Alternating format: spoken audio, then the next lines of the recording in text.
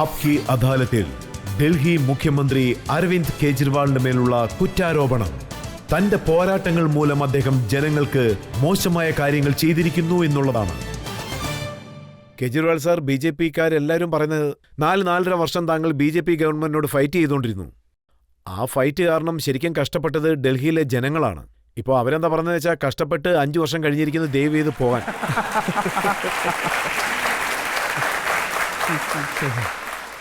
Delhi government സർക്കാരിലുള്ള എല്ലാവരും നന്നായിട്ടാണ് ഇരിക്കുന്നത്. എന്നെ സംബന്ധിച്ച് എഡ്യൂക്കേഷൻ സിസ്റ്റമിൽ ഒരുപാട് ചേഞ്ചസ് വന്നിട്ടുണ്ട്. അതെല്ലാവർക്കും അറിയാവുന്ന കാര്യമാണ്. സ്കൂളാവട്ടെ, ഹോസ്പിറ്റൽസ് ആവട്ടെ, EB ആവട്ടെ, വെള്ളം ആവട്ടെ, ഏകദേശം 4 സെക്ടറിൽ മാറ്റം വന്നു. ഏകദേശം ഈ 70 വർഷം സർക്കാരിൽ ഇത്ര മാറ്റം വന്ന ഒരു സമയം ഉണ്ടായിട്ടില്ല. ഇനി നടക്കുമെന്നും അറിയില്ല, ഞങ്ങളെ വരുള്ളൂ. ജനങ്ങളെല്ലാം സന്തുഷ്ടരാണ്. ഞാൻ താങ്കൾക്കൊരു ഉദാഹരണം പറയാം. മനോജ് തിവാരി പറഞ്ഞിരിക്കുന്നു പാവങ്ങൾക്ക് വീട് നൽകുന്ന പദ്ധതി പ്രധാനമന്ത്രി ആവാസ് യോജന പദ്ധതി. പക്ഷേ താങ്കൾ അത് പ്രാവർത്തികമാക്കാൻ ശ്രമിച്ചില്ല. അതുകൊണ്ട് ഒരു വർഷം 3623 ജനങ്ങൾ വീടില്ലാതെ മരിച്ചു. ഇതൊഴിച്ച് വീടില്ലാത്തവർക്ക് വീട് കൊടുക്കുന്ന പോലെ പ്രധാനമന്ത്രിയുടെ ഒരു പദ്ധതിയും എനിക്കറിഞ്ഞില്ല. എല്ലാവരും നുണയാ പറയുന്നത്. അവരുടെ ഒരു പദ്ധതിക്കും ഞങ്ങളുടെ പദ്ധതിക്കും ഒരു ബേസിക് ഡിഫറൻസ് ഉണ്ടാവും. അതായത് ഞങ്ങളുടെ ഡൽഹി രാഷ്ട്രീയത്തിന് ഒരു പദ്ധതി ഉണ്ട്. അതായത് ചേരിയിൽ താമസിക്കുന്നവർക്കൊക്കെ വീട് കൊടുക്കുന്നത്. ഈ ചേരിയിൽ വീടില്ലാത്തവർക്ക് വേണ്ടി വീട് കൊടുത്തിരിക്കും ഞങ്ങൾ. അവർക്ക് വീട് കൊടുക്കുന്ന ഒരു പദ്ധതിയുണ്ട്.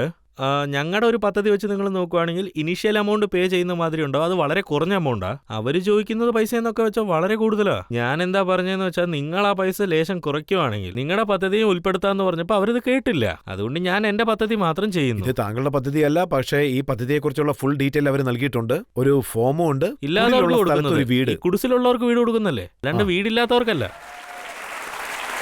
രണ്ടിനും ഡിഫറൻസ് ഉണ്ട്. ഹോംലെസ്സിനല്ല, ഹോംലെസ്സിന് എപ്പോഴും നൈറ്റ് ഷെൽട്ടർ ഉണ്ട്. നൈറ്റ് ഷെൽട്ടേഴ്സ് ഞങ്ങൾ ഒരുപാട് ചെയ്തിട്ടുണ്ട്. ഞങ്ങളുടെ രാഷ്ട്രീയക്കാർ വരുന്നതിന് മുമ്പ് തന്നെ 70-80 നൈറ്റ് ഷെൽട്ടേഴ്സ് ഉണ്ടായിരുന്നു. ഞങ്ങളിപ്പോൾ 300 തൊട്ട് 400 എണ്ണം ഉണ്ടാക്കി. സോ ഇന്ന് നിങ്ങൾക്കത് സാർ ഓർമ്മയുണ്ടാവും തോന്നുന്നു. നമുക്ക്, അതായത് ഞങ്ങൾക്ക് ഉണ്ടായിരുന്ന ഇതിനു മുമ്പുള്ള ഓരോ തണുത്ത കാലവും കോർട്ട് ഡൽഹി സർക്കാരിനെ എത്രത്തോളം സ്ട്രിക്റ്റ് ചെയ്തെന്ന് വെച്ചാൽ റോഡിൽ കിടന്നുറങ്ങുന്നതുകൊണ്ട് എത്ര പേര് മരിച്ചുപോയി. കഴിഞ്ഞ 3-4 വർഷത്തിൽ ഇങ്ങനെയൊന്നും സംഭവിച്ചില്ല. ഏതൊരു കോർട്ടിലും കോർട്ട് റെസ്ട്രിക്ട് ചെയ്യുന്ന പോലെ ഒന്നും നടന്നിട്ടില്ലെന്നേ. ഇനിയും പറയുകയാണെങ്കിൽ കോർട്ടിന്റെ റിട്ടയർഡ് ജഡ്ജസ് ഞങ്ങളുടെ നൈറ്റ് ഷെൽട്ടറൊക്കെ കാണാൻ വന്നതാണ്. അവരൊക്കെ കണ്ട് നല്ലപോലെ പറഞ്ഞു ഈ നൈറ്റ് ഷെൽട്ടേഴ്സ് ഒക്കെ അടിപൊളിയാണ്. ഈ ഹോംലെസ് പീപ്പിളിനെ നിങ്ങൾ നോക്കുവാണെങ്കിൽ അവർക്ക് വോട്ട് പോലും ഇല്ല. പക്ഷെ ഞാൻ വോട്ട് ബാങ്കിന് വേണ്ടിയല്ല വർക്ക് ചെയ്യുന്നത്. അവരുടെ നൈറ്റ് ഷെൽട്ടേഴ്സിന് നമ്മൾ വർക്ക് ചെയ്ത് കൊടുത്ത എല്ലാത്തിനും വേണ്ടി അവർ അപ്രീഷിയേറ്റ് ചെയ്തിട്ടുണ്ട് എല്ലാവരും. ഇൻഫാക്ട് ഓരോ വർഷവും മീഡിയ പോലും അത് പോയി ശ്രദ്ധിച്ചിട്ട് വരുന്നുണ്ട്. അതായത് ഈ ചേരിയിലുള്ളവർക്ക് വേണ്ടി എവിടെയൊക്കെ ചേരിയിലുള്ള മനുഷ്യരുണ്ടോ അവർക്ക് എല്ലാവർക്കും വീട് നൽകാനുള്ള എല്ലാ പദ്ധതിയും നമ്മൾ ചെയ്തു കൊടുത്തിട്ടും ഉണ്ട്. വ്യത്യാസം എന്താണെന്ന് വെച്ചാൽ ഇനിഷ്യൽ എമൗണ്ട് ആരംഭത്തിൽ കെട്ടേണ്ടത് അവർക്ക് അധികമായിരിക്കും, ഞങ്ങളുടെ ഇത് കുറവായിരിക്കും. കുറച്ചുകൂടെ അവർ കുറച്ച് എന്നാൽ നല്ല രസമായിരിക്കും. അതുകൊണ്ടാണ് അവർ പറയുന്നത് അംഗീകരിക്കാത്ത കോളനികൾ, അതായത് ഇല്ലീഗലായിട്ടുള്ള കോളനികൾക്ക് അംഗീകാരം നൽകേണ്ടി വന്നിരിക്കുന്നു. അതായത് ചേരികൾക്കും കോളനികൾക്കും. കേജ്രിവാളിനോട് ഞങ്ങൾ 2 വർഷമായിട്ട് ചോദിക്കുകയാണ് ആ കോളനിയുടെ സ്കെച്ച് എവിടാന്ന്. പക്ഷെ അദ്ദേഹം ഈ ചോദ്യം നിങ്ങൾ എന്തായാലും ചോദിച്ചാൽ നന്നായി, ഞാൻ ഇത് ക്ലിയർ ചെയ്തു തരാം. ചേരിയിലുള്ള ജനങ്ങളെ വെച്ച് നോക്കുകയാണെങ്കിൽ അവർക്ക് 2 ഡിമാൻഡാണുള്ളത്. ഒന്ന്, അവരവിടെ തന്നെ വർക്ക് ചെയ്യണം. തെരുവ്, റോഡ് പണി, pipe line system, drainage system, ഇതുപോലെ എല്ലാം അവർ വർക്ക് ചെയ്തേ പറ്റൂ. 70 വർഷങ്ങളായി അവരാ ചേരിയിൽ ഇതേപോലെ ജീവിച്ച് കഷ്ടപ്പെട്ടിട്ടുള്ളത്. റോഡിട്ട് കൊടുത്തിട്ടില്ല, അവർക്ക് വേണ്ടി വഴികളില്ല, മഴവെള്ളം പോകാനുള്ള വഴിയും ഇല്ല. മഴക്കാലത്തൊക്കെ അവർക്ക് വീട് വിട്ട് പുറത്തു വരാൻ തന്നെ വളരെ പാടാണ്. പിന്നെ ഉണ്ടായിരുന്ന ഗവൺമെന്റ് എന്താ പറഞ്ഞതെന്ന് വെച്ചാൽ ഫണ്ട് ശരിക്കും കിട്ടുന്നില്ല, അതുകൊണ്ട് ചെയ്യാൻ പാടാണെന്ന്. സർക്കാർ അനുവദിച്ചില്ലെന്നും പറയും. പിന്നെ ഞാൻ വന്നതിന് ശേഷം തന്നെ ഉടനെ ചേരികളിലൊക്കെ പണി പെട്ടെന്ന് തുടങ്ങണം. 1797 തൊട്ട് 1281 കോളനീസിൽ ഞാൻ ഇതുവരെ പൈപ്പ് ലൈൻ, ഡ്രെയിനേജ്, റോഡ്, മഴവെള്ളം ചേർക്കാനുള്ള എല്ലാ സിസ്റ്റവും ഞാൻ ചെയ്തു കൊടുത്തിട്ടുണ്ട്. ഇതുപോലത്തെ എല്ലാ പണികളും 1281 കോളനീസിൽ നമ്മൾ തീർത്തു. ഇപ്പൊ അതിന്റെ റെഗുലറൈസേഷൻ വളരെ പ്രധാനമായിട്ട് ശ്രദ്ധിക്കേണ്ടതാണ്. ഞങ്ങളുടെ സർക്കാർ വന്നതും November 12, 2015 ക്യാബിനറ്റിൽ മുൻമൊഴി എടുത്ത് പാസ് ചെയ്ത് സെൻട്രൽ ഗവൺമെന്റ് ഇതൊക്കെ നിറവേറ്റാനായിട്ട് പറഞ്ഞിരിക്കുന്നു. സെൻട്രൽ ഗവൺമെന്റ് നവംബർ 2012 തൊട്ട് 2015 വരെ അനങ്ങാണ്ടിരുന്നു. ഇലക്ഷന് വേണ്ടി വെയിറ്റ് ചെയ്തോണ്ടിരുന്നു. കോൺഗ്രസ് ഓരോ ഇലക്ഷന് മുമ്പ് വാക്ക് നൽകുന്നത് പോലെ ഇവരിപ്പോ ഇലക്ഷന് മുൻപേ വന്ന് വാക്ക് നൽകാൻ ആരംഭിച്ചിട്ടുണ്ട്. ഞങ്ങൾ വന്നേക്കാം, ഞങ്ങളെല്ലാം ചെയ്തു തന്നേക്കാം എന്നാണ് അവർ പറയുന്നത്. നിങ്ങൾ അറിയോ, 40 ലക്ഷത്തോളം ആൾക്കാർക്കാണ് ഇത് ഉപയോഗപ്പെടുന്നത്. ആ 40 ലക്ഷം പേരിൽ എത്ര പേർക്കാണ് ഇപ്പൊ ഇതുവരെ ചെയ്തു കൊടുത്തിരിക്കുന്നത്? വെറും 20 പേർക്ക്. ഇല്ല, ഞാൻ പിന്നെ രജിസ്റ്ററിനെ കുറിച്ച് പറയാൻ നിങ്ങളത് കേൾക്ക്. 20 പേർക്ക് ഇവർ രജിസ്ട്രി കൊടുത്തിട്ടുണ്ട്. അതെല്ലാം ഡ്യൂപ്ലിക്കേറ്റ്. അതെങ്ങനെ? കൃഷി ചെയ്യുന്ന ഭൂമിക്ക് വേണ്ടിയാണ് ഇവർ അപ്രൂവൽ കൊടുത്തേക്കുന്നത്. നാളെ ആരേലും കോർട്ടിലോട്ട് പോയാ രജിസ്ട്രി കൊടുത്തവരുടെ വീട് സീൽ ചെയ്തേക്കില്ലേ? പാവം അവർക്കും ബാധകമല്ലേ? അവര് പറയുന്നത് എന്താണെന്ന് വെച്ചാൽ കേജ്രിവാൾ കൃത്യസമയത്ത് അതിന്റെ സ്കെച്ച് ഞാൻ നൽകിയിരുന്നെങ്കിൽ ആ സ്കെച്ചിനെ കുറിച്ച് പറയാം. ഞങ്ങള് സാറ്റലൈറ്റ് വെച്ചാണ് അതിന്റെ സ്കെച്ച് വരച്ചത്. ഞങ്ങളുടേതാണ്. ഞങ്ങൾ അവരുടെ അടുത്ത് നവംബർ 12, 2015 ആ പദ്ധതി അയച്ച സമയത്ത് ഞങ്ങൾ സാറ്റലൈറ്റിന്റെ എല്ലാ സ്കെച്ചും അയച്ചു കൊടുത്തതാണ്. GSDA എല്ലാ സ്കെച്ചും ഞങ്ങളുടേതാണ്. ആ സാറ്റലൈറ്റിന്റെ ഒക്കെ സ്കെച്ച് ഒന്നും ഏൽക്കാൻ പറ്റില്ലെന്നും പറഞ്ഞിട്ട് ഞങ്ങൾക്ക് ഫിസിക്കലി അളവെടുത്ത് തരാൻ അവർ പറഞ്ഞുകൊണ്ടിരിക്കുന്നത്. ഫിസിക്കലി അളവെടുത്താണ് അവർ അയക്കാൻ പറയുന്നത്. ഇപ്പൊ 1597 കോളനീസ് ഫിസിക്കലായിട്ട് അളവെടുക്കാൻ സമയമെടുക്കും. അതിന്റെ അളവെടുക്കാനായിട്ട് ഞങ്ങൾക്ക് സമയമെടുത്തു. പക്ഷെ ഇപ്പൊ അവര് പറയുന്നത് സാറ്റലൈറ്റ് മാപ്പ് തന്നെ മതിയെന്ന. അത് 4 വർഷത്തിന് മുമ്പ് ചെയ്തിരിക്കാലോ. ഇപ്പോ ഈ ലെറ്റർ മനോജ് തിവാരി ജനങ്ങൾക്ക് വേണ്ടി എഴുതിയിരിക്കുകയാണ്. ഇതിൽ 40,000 വീടുകൾ കെട്ടാനുള്ള പ്രവൃത്തി തുടങ്ങിയിരിക്കുന്നു. ഇതുപോലെ തന്നെ 2022 2 ലക്ഷം വീടുകൾ റെഡി ആവുമെന്ന്. കുടിലുള്ള സ്ഥലത്ത് ഒരു വീട്, ആ വീടിനുള്ളിൽ ഗ്യാസും കാണുമെന്ന്, കറണ്ടും കാണും, വെള്ളവും കാണും. ഇത് എവിടെ ആരംഭിച്ചതെന്ന് കാണിക്കാവോ? ഒരു വീട് പോലും കെട്ടിയിട്ടില്ല. ഒരു വീട് പോലും ഇല്ല. എല്ലാം നുണയാ. മനോജ് തിവാരിയുടെ എന്നെ വിളിച്ചോണ്ട് പോകാൻ പറയണേ. എവിടെയാണ് വീട് കെട്ടുന്നതെന്ന് കാണിക്കാൻ പറയണം.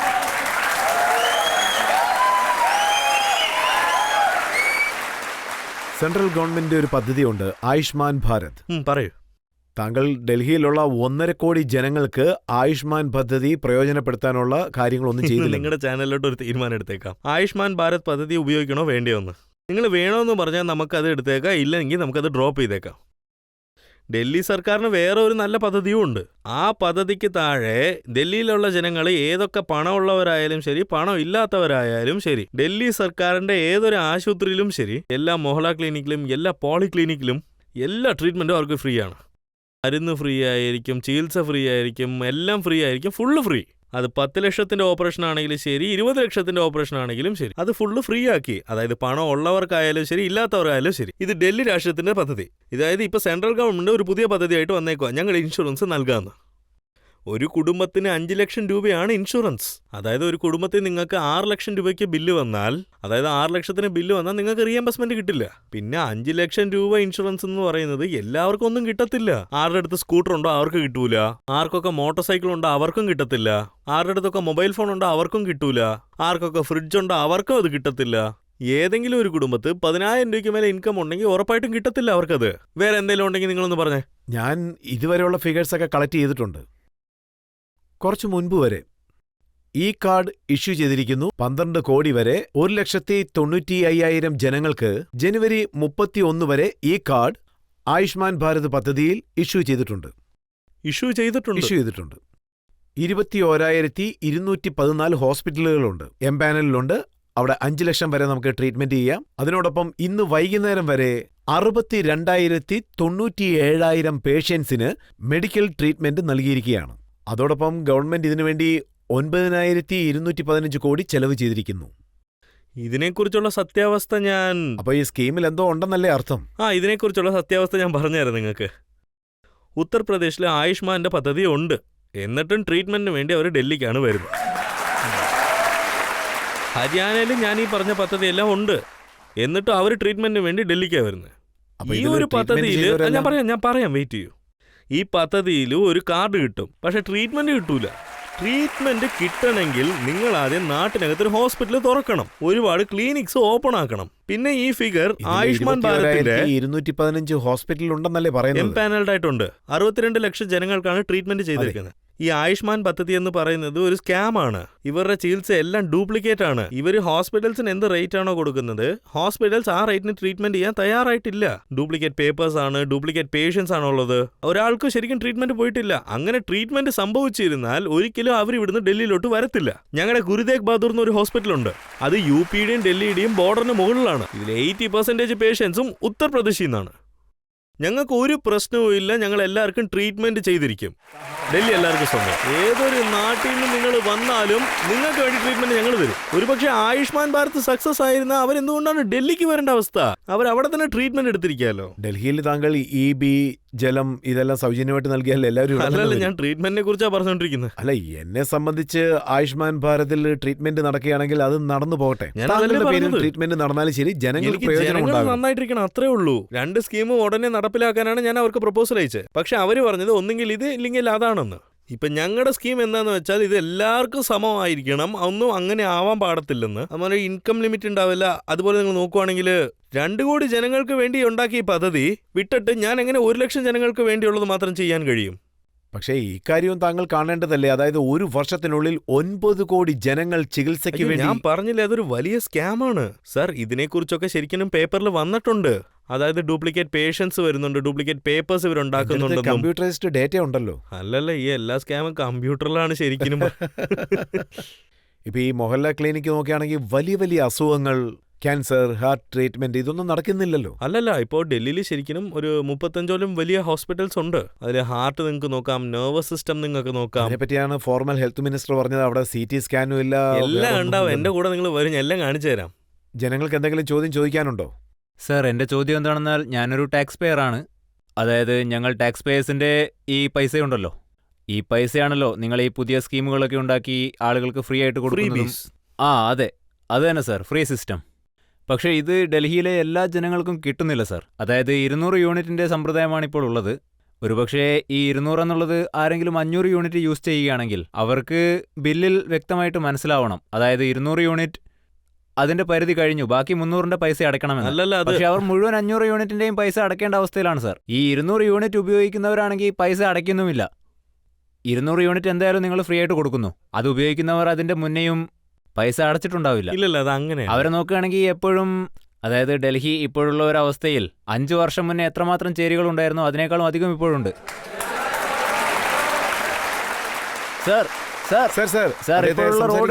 റോഡുകളുടെ അവസ്ഥ എന്താണെന്ന് നോക്കിയാൽ 5 വർഷം മുന്നേ ഉണ്ടായിരുന്ന അതേ അവസ്ഥയിൽ തന്നെയാണ് ഇപ്പോഴും ഉള്ളത്. ടാക്സ് അടയ്ക്കുന്നവർക്ക് ഇതുകൊണ്ടൊക്കെ എന്ത് പ്രയോജനമാണ് സാർ കിട്ടുന്നത്? ഈ 5 വർഷം കൊണ്ട് ഗവൺമെന്റിൽ നിന്ന് നല്ല ഒരു പദ്ധതിയും ഞങ്ങൾക്ക് കിട്ടിയില്ല. ഇതാണ് സാർ എന്റെ ചോദ്യം. അത്രേ ഉള്ളൂ. ഞങ്ങൾ ടാക്സ് കിട്ടുന്നു, പക്ഷേ പ്രയോജനം മറ്റുള്ളവർക്കാണെന്ന്. സോ ടാക്സ് കിട്ടുന്നവർക്ക് എന്ത് പ്രയോജനമൊന്നും. ആദ്യത്തെ കാര്യം എന്താന്ന് വെച്ചാൽ 200 യൂണിറ്റ് വരെ എല്ലാവർക്കും ഫ്രീ. നിങ്ങൾ ഗ്രേറ്റർ കൈലാഷിലാണെങ്കിൽ നിങ്ങളുടെയൊക്കെ കൺസംഷൻ 200 യൂണിറ്റിനേക്കാൾ കുറവാണെങ്കിൽ എൻ്റെ അടുത്ത് ഒരുപാട് കേസസ് അങ്ങനെയുണ്ട്. അവിടെ പ്രായമായ ഹസ്ബൻഡ് ആൻഡ് വൈഫ് ആയിരിക്കുന്ന അവർക്ക് 200 യൂണിറ്റ് പോലും വേണ്ടല്ലോ. ഗ്രേറ്റർ കൈലാഷിൽ ഒരുപാട് വലിയ ആൾക്കാരൊക്കെ ഉണ്ട്, അവർക്കും ഫ്രീ ആണിത്. എല്ലാവർക്കും ഫ്രീ. പണം ഉള്ളവൻ ഇല്ലാത്തവൻ അങ്ങനെയൊന്നും നോക്കിയിട്ടില്ല. 200 യൂണിറ്റിനേക്കാൾ അധികം ഉപയോഗിക്കുമ്പോൾ നിങ്ങൾ ഫുള്ളും പേ ചെയ്യേണ്ടതാണ്. ഈ പദ്ധതിയുടെ ഒരു പ്ലാനിങ് എന്താണെന്ന് വെച്ചാൽ ജനങ്ങൾ ഒരുപാട് കുറച്ച് ഇലക്ട്രിസിറ്റി ഉപയോഗിക്കണം. ഇലക്ട്രിസിറ്റി കുറച്ച് ഉപയോഗിക്കാൻ പാടുള്ളൂ. നിങ്ങൾക്ക് 250 വരുവാണെങ്കിൽ നിങ്ങൾക്ക് കുറച്ച് 200 വരെ ഉപയോഗിച്ചാൽ പോരായിരുന്നോ? അതിൽ പവർ സേവിംഗ് ആവും. പിന്നെ മറ്റൊരു കാര്യം, ഓവറോൾ ക്വസ്റ്റ്യൻ ഫ്രീ ബീസിനെ കുറിച്ചല്ലേ. എന്തിനാ ഫ്രീ ആയിട്ട് നൽകുന്നത്? ഇവരുടെ ഫണ്ടമെന്റൽ ചോദ്യം എന്താണെന്ന് വെച്ചാൽ ഇൻകം ടാക്സ് അവര് കെട്ടുന്നു, പക്ഷേ എല്ലാ സൗജന്യവും കെട്ടാത്തവർക്കാണ് ഉള്ളതെന്ന്. ഇല്ല, ഒരാളും ഒരു ടാക്സും കെട്ടില്ല എന്ന് പറയുന്നതൊക്കെ ചുമ്മാതാണ്. ഈ നാട്ടിൽ എത്രത്തോളം കഷ്ടപ്പെടുന്ന ഒരു മനുഷ്യനൊരു ടാക്സ് പെയർ ആണ്. GST എല്ലാവരും പേ ചെയ്യുന്നുണ്ട്. ഒരാളോ ഒരു കഷ്ടപ്പെടുന്നവര് ഒരു മാർക്കറ്റിൽ ചെന്ന് ഒരു പെൻസിൽ വെട്ടിയോ തീപ്പെട്ടിയോ എന്ത് മേടിച്ചാലും, റൊട്ടി ആയാലും ശരി, മലഞ്ചരക്കായാലും ശരി, എന്ത് മേടിച്ചാലും GST എല്ലാത്തിലും ഉണ്ട്. GST എല്ലാവരും കെട്ടുന്നുമുണ്ട്. ടാക്സ് എല്ലാവരും കെട്ടുന്നതാണ്. ഇൻകം ടാക്സ് ആണ്. അതായത് ഇൻകം ടാക്സ് 1% ആണ്. ഇൻകം ടാക്സിൽ 1% ആൾക്കാർ മാത്രമാണ് തരുന്നത്. ആദ്യത്തെ കാര്യം, GST അധികമായിട്ടുണ്ട്, ഇൻകം ടാക്സ്. പക്ഷെ കൂടുതൽ ക്വസ്റ്റ്യനും ഫ്രീ ബീസിനെ കുറിച്ചാണ്. അങ്ങനെയല്ലേ? ഞങ്ങളിപ്പോൾ എന്താണ് ചെയ്തതെന്ന് വെച്ചാൽ, ഇതിപ്പോൾ എല്ലാം കൂടെ ഫ്രീ ആയിട്ട് കൊടുക്കാനുള്ള പൈസ ഞങ്ങൾക്ക് എവിടെ നിന്ന് കിട്ടാനാ? ഞങ്ങൾ ഒരു കാര്യമേ ചെയ്തുള്ളൂ, കറപ്ഷൻ ഫുൾ എടുത്തു കളഞ്ഞു. കറപ്ഷൻ ഇല്ലാത്തപ്പോൾ പൈസ ഒരുപാട് ചേർന്ന് വന്നു. അതുകൊണ്ട് ഞങ്ങൾക്ക് ഒരുപാട് പൈസ കിട്ടുകയും ചെയ്തു. ഇതാ നോക്കിയാൽ ഞാനിപ്പോൾ ഫ്രീ ആയിട്ടുള്ള കാര്യങ്ങൾ കൊടുത്തത് കൊണ്ട് നിങ്ങൾക്ക് ടാക്സ് കൂടിക്കഴിഞ്ഞാൽ അപ്പോൾ കേജ്രിവാൾ പറ്റിച്ചു, ഒരിടത്ത് മേടിച്ച് മറ്റൊരിടത്തോട്ട് കൊടുക്കുമെന്ന് പറയും. പിന്നെ അത് കറപ്ഷനാണെന്നും പറയും. ഞാൻ പിന്നെ 12% വാറ്റ് ഉണ്ടായിരുന്നു, അത് ഞാൻ 5% ആക്കി എല്ലാത്തിനും തന്നെ. അതും ആദ്യത്തെ വർഷത്തിൽ തന്നെ. നിങ്ങളുടെ ടാക്സ് ഞാൻ കുറച്ചിട്ടുണ്ട്. ഞങ്ങളത് ബഡ്ജറ്റിൽ ഒരിക്കലും കാണിച്ചിട്ടുമില്ല. 1 മാസത്തിന് മുമ്പ് ഡൽഹി രാഷ്ട്രീയത്തിന്റെ CAG റിപ്പോർട്ടും വന്നിട്ടുണ്ട്. ഈ മുഴുവൻ നാട്ടിലും വെച്ച് നോക്കുമ്പോൾ ഡൽഹി സർക്കാർ മാത്രമാണ് ഫുൾ ഓഫ് പ്രോഫിറ്റിൽ പോകുന്നത്.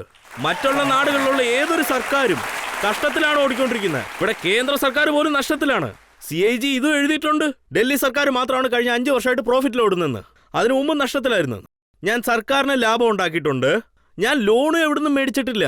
ഞാൻ കറപ്ഷൻ നിർത്തി ഉണ്ടാക്കിയ പണം വെച്ച് ആ പൈസയിലെ ആവശ്യമില്ലാത്ത ചെലവെല്ലാം മാറ്റിയെടുത്ത് ആ പൈസ വെച്ച് ജനങ്ങൾക്ക് ആവശ്യമുള്ള കാര്യം ഞാൻ ചെയ്തു കൊടുക്കുവാണ്. നിങ്ങൾ നോക്കുവാണെങ്കിൽ ഗുജറാത്തിന്റെ ചീഫ് മിനിസ്റ്റർ അദ്ദേഹത്തിന് വേണ്ടി ഒരു പ്രൈവറ്റ് ജെറ്റ് മേടിച്ചിട്ടുണ്ട്. 190 കോടി രൂപയ്ക്കാണ് മേടിച്ചേക്കുന്നത്. ഞാൻ എനിക്ക് വേണ്ടി ഒന്നും മേടിച്ചിട്ടില്ല ഇതുവരെ. ആ 190 കോടി ഉപയോഗിച്ചാൽ ഇവർക്ക് ഫ്രീ ആയിട്ട് വെള്ളവും ഫ്രീ ആയിട്ട് EVയും ഞാൻ കൊടുത്തേക്കുന്നു. അല്ലല്ല, താങ്കൾ ഒരു പക്ഷേ പ്രൈവറ്റ് ജെറ്റ് വാങ്ങിയിരുന്നെങ്കിൽ ബവാലയിലേക്ക് പോയിരുന്നേനെ. നിങ്ങളുടെ ടെറസിന്റെ മുകളിൽ അതിന്റെ ആവശ്യമൊന്നും ഇല്ലല്ലോ. നിങ്ങളുടെ മേലെയാണ് ഹെലികോപ്റ്റർ ലാൻഡ് ചെയ്യേണ്ടത്. എന്തൊരു ട്രാഫിക് കടന്നാ ഞാൻ വന്നേക്കുന്നത്. നേരെ എന്റെ വീട്ടിന്റെ മുകളിൽ നിന്ന് ഹെലികോപ്റ്റർ പറന്നു വന്ന് നിങ്ങളുടെ ബിൽഡിങ്ങിന്റെ മുകളിലോട്ട് ഞാൻ ഇറങ്ങി ലാൻഡായി. വീട്ടിലും ഹെലികോപ്റ്ററിന് സ്ഥലമില്ല, ഞങ്ങളുടെ ബിൽഡിങ്ങിലും ഇല്ല. പക്ഷെ അവർ അടിസ്ഥാനപരമായിട്ട് ചോദിക്കുന്ന ചോദ്യം എന്താണെന്ന് വെച്ചാൽ, അതായത് ഇൻകം ടാക്സ് കെട്ടുന്നവർക്ക് വേണ്ടി താങ്കൾ എന്തൊക്കെ ചെയ്തെന്ന്. എല്ലാവർക്കും ഞാൻ ചെയ്തിട്ടുണ്ട്. അവരുടെ ഭാഗത്ത് CCTV ക്യാമറ ഞാൻ ഫിക്സ് ചെയ്തിട്ടുണ്ട്. സ്ട്രീറ്റ് ലൈറ്റ്സ് ഇട്ട് കൊടുത്തിട്ടുണ്ട്. ഫരിസ്തെ സ്കീമുണ്ട്. ഫരിസ്തെ സ്കീം എന്ന് വെച്ചാൽ എന്താണെന്നറിയുമോ?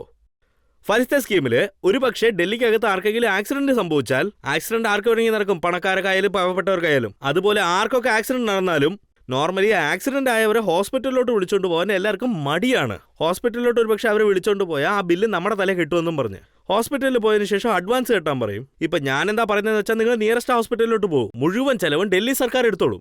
ഞങ്ങൾ 3000 പേരുടെ ജീവനാണ് രക്ഷിച്ചേക്കുന്നത്.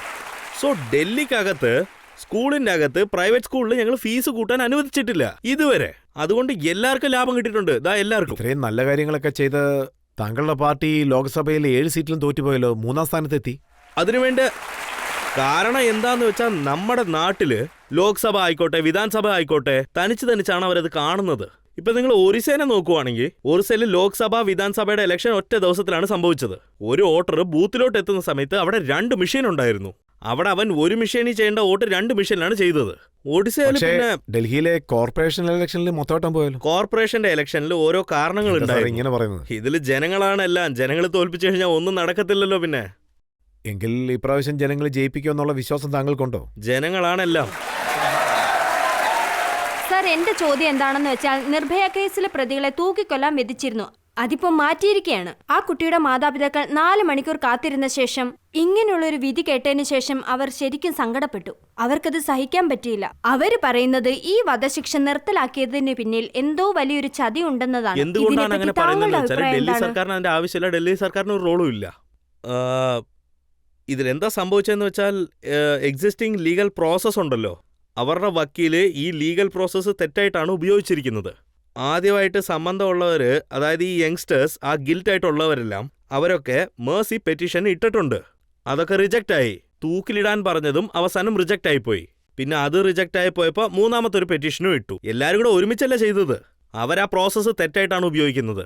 ഇപ്പൊ കേന്ദ്ര സർക്കാരും ആലോചിക്കുന്നുണ്ട്, കോർട്ടും ആലോചിക്കുന്നുണ്ട്, ഞങ്ങളും ആലോചിക്കുന്നുണ്ട്. ഇതിൽ സംബന്ധപ്പെട്ട എല്ലാ കാര്യവും മാറ്റണമെന്നാണ് ആലോചിച്ചുകൊണ്ടിരിക്കുന്നത്. അവർ ഈ കാര്യത്തിൽ ഗിൽറ്റിയാണെന്നൊരു കാര്യം സമ്മതിച്ചു കഴിഞ്ഞാൽ, അവനാണ് റേപ്പ് ചെയ്തതെന്ന് വെച്ചാൽ അവന് ഉറപ്പായിട്ട് തൂക്കിലിട്ടേക്കണം. ആ പ്രോസസ്സ് അവൻ ഒരിക്കലും തെറ്റായിട്ട് ഉപയോഗിക്കാൻ പാടില്ല, തൂക്കിലിടുന്നത് ഒഴിഞ്ഞു മാറാനായിട്ട്. ഇത് അവൻ മാത്രമല്ല, എല്ലാ നാടും നാണം കെട്ടിയിരിക്കേണ്ട ഒരു കാര്യമാണ്. കാരണം ഡിസംബർ 16-ാം തീയതി അത്രയും വലിയൊരു വൃത്തികെട്ട സംഭവം സംഭവിച്ചിട്ടുണ്ട്. ഇപ്പൊ അത് ഏകദേശം ഒരു 7 വർഷത്തോളമായി. അവനെ തൂക്കിക്കൊല്ലേണ്ട ശിക്ഷ കിട്ടിയിട്ടില്ല. ഞാനായാലും ജനങ്ങളായാലും വിചാരിക്കുന്നത് അവനെ തൂക്കിലിടാനുള്ള ശിക്ഷ കിട്ടാൻ.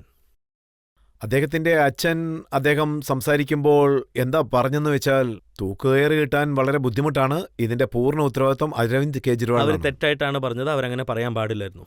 ഇതിലെന്താന്ന് വെച്ചാൽ, ഞങ്ങളുടെ റോളൊന്നുമില്ല. ഡൽഹി പോലീസ് ഞങ്ങളുടെ താഴെയല്ല. സത്യത്തിൽ അദ്ദേഹം എന്താ പറയുന്നത് വെച്ചാൽ, 4 മണിക്കൂർ ഞങ്ങൾ കോടതിയിലുണ്ടായിരുന്നു. രാഹുൽ മേറ, അതായത് ഡൽഹി സർക്കാരിന്റെ വക്കീൽ, കുറ്റവാളികൾക്ക് വേണ്ടിയാണ് സംസാരിച്ചത്. അദ്ദേഹം ഒരു കുറ്റവാളിക്ക് വേണ്ടി സംസാരിച്ചിട്ടില്ല. അദ്ദേഹത്തിന്റെ അടുത്ത് നിയമം എന്താന്ന് ചോദിച്ചപ്പോൾ അദ്ദേഹം അതിനെക്കുറിച്ചുള്ള കാര്യം അവിടെ പറഞ്ഞിട്ടുണ്ട്. രാഹുൽ മെഹ്റയ്ക്ക് ഇതിലൊരു കാര്യവും ഇല്ലല്ലോ. ഇതില് എന്റെ ഒരു റോളും ഒന്നും തന്നെ ഇല്ല. പോലീസ് എന്റെ താഴെയല്ല, ലോ ആൻഡ് ഓർഡർ ഒന്നും ഞങ്ങളുടെ താഴെയല്ല. ഞങ്ങൾക്ക് കേന്ദ്ര സർക്കാരിൽ നിന്ന് വെറും ഫയൽസ് മാത്രമാണ് വരുന്നത്. ഞങ്ങളത് ജയിലിലോട്ട് അയച്ചു കൊടുക്കും. ജയിലിൽ നിന്ന് വരുന്നത് ഞങ്ങൾ കേന്ദ്ര സർക്കാരിന് അയക്കും. ഇതിൽ ഞങ്ങൾക്ക് ഒരു റോളും തന്നെ ഇല്ല. ആ ഫയൽ അയക്കുന്ന കാര്യം ഞങ്ങൾക്ക് 24 hours തന്നെ തീർന്നേക്കും. ഡൽഹി സർക്കാരിന്റെ പണി എന്ന് പറയുന്നത് ജസ്റ്റ് ഒരു പോസ്റ്റ് ഓഫീസ് പോലെയാ, വേറെ ഒരു പണിയും ഇല്ല. ഇതുപോലത്തെ കുറ്റങ്ങൾക്ക് നമ്മൾ ഇതിൽ റൂൾസ് ആണ് ചേഞ്ച് ചെയ്യേണ്ടത്. ഈ മുഴുവൻ അധ്യായവും എടുത്ത് നിങ്ങൾ നോക്കുവാണെങ്കിൽ വളരെ സീരിയസ് ആയ കാര്യമാണ്. ആദ്യം നമ്മൾ റൂൾസ് ചേഞ്ച് ചെയ്തേ പറ്റൂ. അതായത് ഭാവിയിൽ ആരും ഈ നിയമം ഒരിക്കലും തെറ്റായ രീതിയിൽ പ്രവർത്തിക്കാത്ത രീതിക്ക് നമ്മൾ മാറ്റണം.